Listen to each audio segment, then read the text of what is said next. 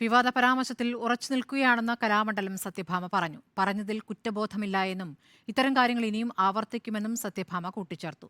മോഹിനിമാർക്കാണ് മോഹിനിയാട്ടം പറഞ്ഞിട്ടുള്ളത് എന്നും സത്യഭാമ പറയുന്നു. തന്റെ പരാമർശം വ്യക്തിപരമായി ആരെയും ലക്ഷ്യം വെച്ചുള്ളതല്ലെന്നാണ് സത്യഭാമയുടെ വിശദീകരണം. പൊതുവായി പറഞ്ഞ കാര്യങ്ങളിൽ ഉറച്ചു നിൽക്കുന്നതായും സത്യഭാമ. ഞാൻ ഒരു വ്യക്തിയുടെ പേരോ ഒരു ജാതിയോ മതമോ ഒന്നും അതിനകത്ത് പറഞ്ഞിട്ടുണ്ടോ? പിന്നെ നിങ്ങൾ എന്തിനാണ് മാഡം പറഞ്ഞത് ഇഷ്ടപ്പെട്ടില്ല എന്ന് പറയാനായിട്ട്? ഞാൻ ചോദിക്കട്ടെ, എസ് ഓർ വൈ? ഞാൻ പൊതു ഒരു അഭിപ്രായം പറഞ്ഞു. മോഹിനിയാട്ടത്തിന് സൗന്ദര്യം അടിസ്ഥാനം തന്നെയെന്നും സത്യഭാമ.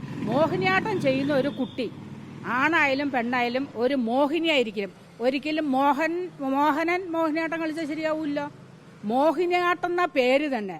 അപ്പോൾ ഒരു മോഹിനിയാകുമ്പോൾ അത്യാവശ്യം സൗന്ദര്യമൊക്കെ വേണം. തനിക്ക് ആരുടെയും സാക്ഷ്യപത്രം ആവശ്യമില്ല, കേസുമായി മുന്നോട്ട് പോകുന്നവർ പോകട്ടെയെന്നും സത്യഭാമ കൂട്ടിച്ചേർത്തു. വിവാദ വിഷയങ്ങളിൽ ചോദ്യങ്ങൾ ഉന്നയിച്ച മാധ്യമപ്രവർത്തകരോടും ധാർഷ്ട്യത്തോടെയായിരുന്നു സത്യഭാമയുടെ പ്രതികരണം.